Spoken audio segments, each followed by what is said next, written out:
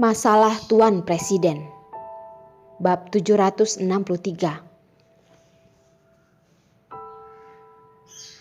Halo.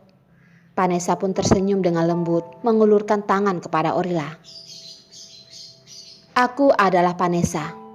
Senang berkenalan denganmu. Melihat dia mengulurkan tangan, Orila terhenti sejenak. Dia pun baru mengulurkan tangan kepadanya. Aku juga senang berkenalan denganmu. Vanessa berkata,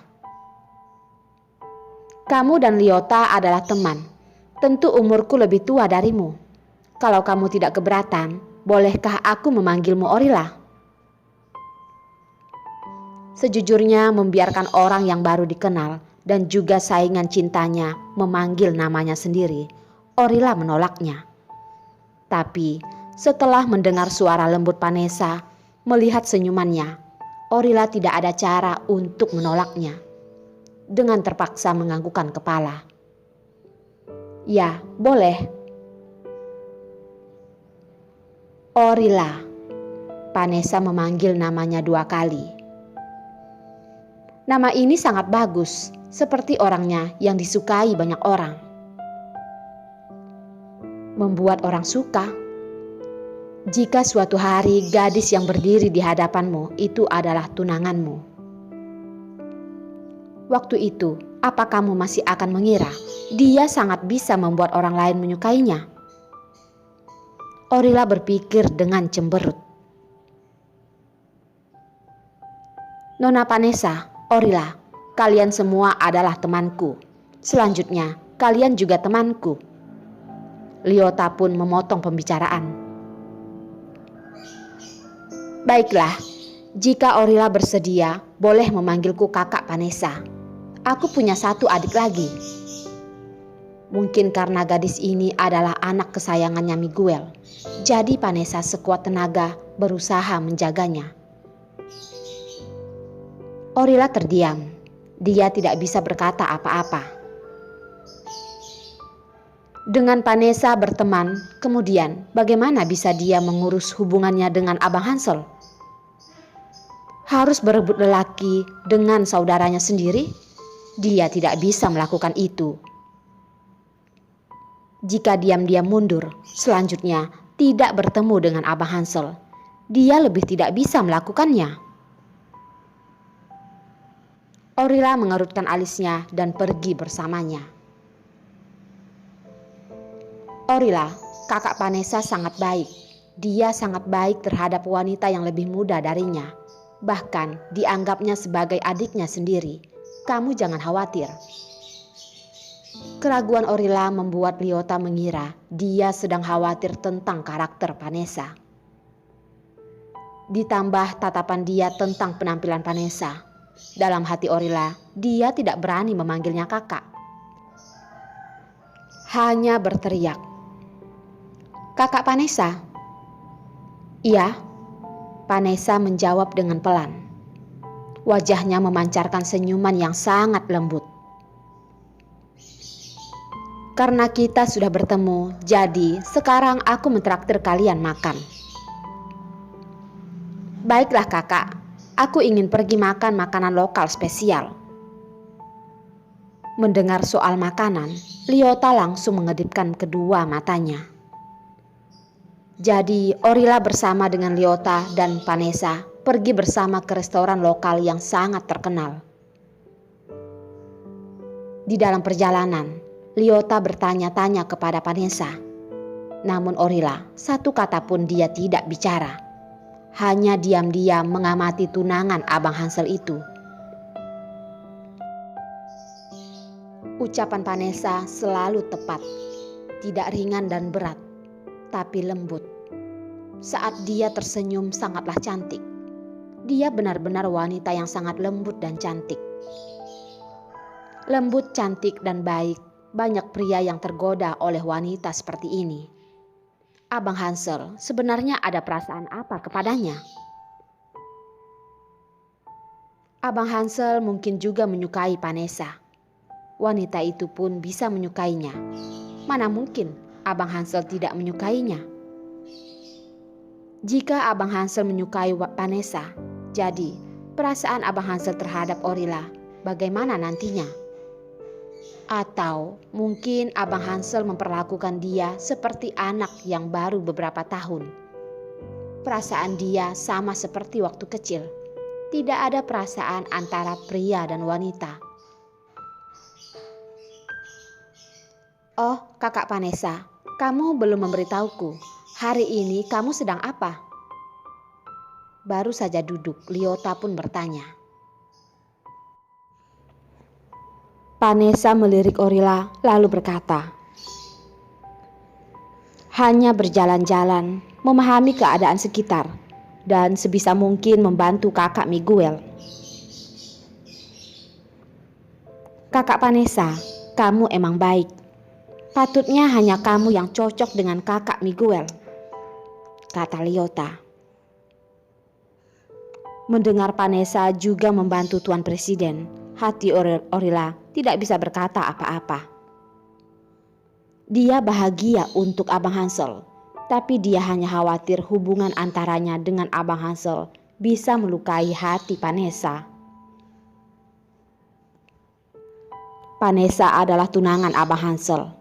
Memikirkan Abang Hansel, tapi dia tidak tahu orang yang berada di depannya sedang menarik perhatian Abang Hansel. Orila, kamu suka makan apa? Vanessa memberikan menu kepada Orila. Dengan sangat sabar mengenalkan beberapa makanan khas dari restoran itu. Aku tidak memilih-milih makanan, kata Orila tersenyum, mengembalikan menu padanya. Kalian yang pilih saja. Vanessa pun memberikan menu pada Liota. Liota, kamu kenal kita berdua. Kamu tahu selera kita. Kamu yang pilih saja. Baiklah, soal memesan, aku jagonya. Liota tidak perlu melihat menu, dengan sekejap memesan beberapa makanan. Ketika menutup menu, terlihat keadaan Orila tidak baik. Dia pun berkata, Orila, apa kamu ada masalah? Aku tidak ada masalah apa-apa. Orila tersenyum. Kelihatannya dia tidak bisa mengendalikan perasaannya. Liota sangat bisa melihat kalau dia ada masalah. Vanessa pun berkata, Orila, berkenalan denganmu adalah sebuah takdir.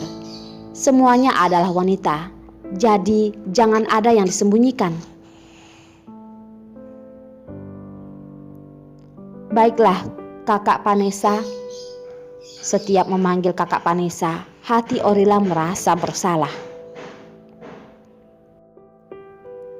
Dia akan segera meninggalkan tempat ini, tapi dia masih ingin bersama Vanessa. Ingin tahu Vanessa adalah orang yang seperti apa. Kalian berdua silahkan ngobrol dulu. Aku ke kamar mandi dulu ya, kata Liota. Pergilah, kata Orila dan Vanessa secara bersamaan. Ketika Liota pergi, Vanessa menuangkan teh untuk Orila dan berkata, Orila, apakah kamu kenal Tuan Presiden? Orila terbata-bata. Dia tidak hanya kenal Tuan Presiden, dia sangat akrab. Tapi yang dia kenal bukanlah Tuan Presiden, melainkan Abang Hanselnya. Jadi dia pun berkata, hanya bertemu 2 kali dengan Tuan Presiden, tapi tidak akrab. Kamu harus sering bertemu dengannya. Tuan Presiden kami sangatlah baik, sangat bertanggung jawab, sangat berkomitmen, kata Vanessa. Orila hanya terdiam. Vanessa, kenapa bisa tiba-tiba bicara seperti ini? Apakah dia melihat sesuatu? Orila tidak tahu bagaimana melanjutkan pembicaraan ini. Hanya mendengar suara lembut Vanessa dan berkata, Orila, aku diam-diam memberitahumu satu hal yang sedikit orang tahu. Tapi kamu jangan beritahu siapa-siapa. Orila berkata,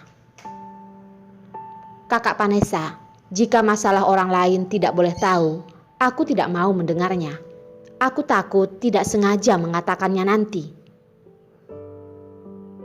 Terhadap rahasia orang lain, Orila tidak tertarik. Dan dia merasa setelah tahu dia harus menjaga rahasia itu pasti sangat sulit. Ini tentang Tuan Presiden. Kamu benar tidak ingin mendengarnya. Tidak menyangka Orila menolaknya. Panesa melempar umpan lagi. Orila menolaknya. Kakak Panesa, Tuan Presiden adalah orang tertinggi di negara ini. Masalah tentang Tuan Presiden, aku tidak bisa mendengarnya. Masalah apa? Aku mau dengar. Kakak Panesa, bicaralah denganku. Jawab Liota. Hanya mendengar setengahnya, rasa keingintahuannya pun mulai ada. Panesa ingin bicara apa lagi, tapi Liota sudah datang. Lebih baik menarik perkataan itu dan mengalihkan pembicaraan. Ketika akan berbicara, makanan telah tiba. Kalau saja Liota, kalau tidak kembali, kita pasti akan menghabiskan makanannya.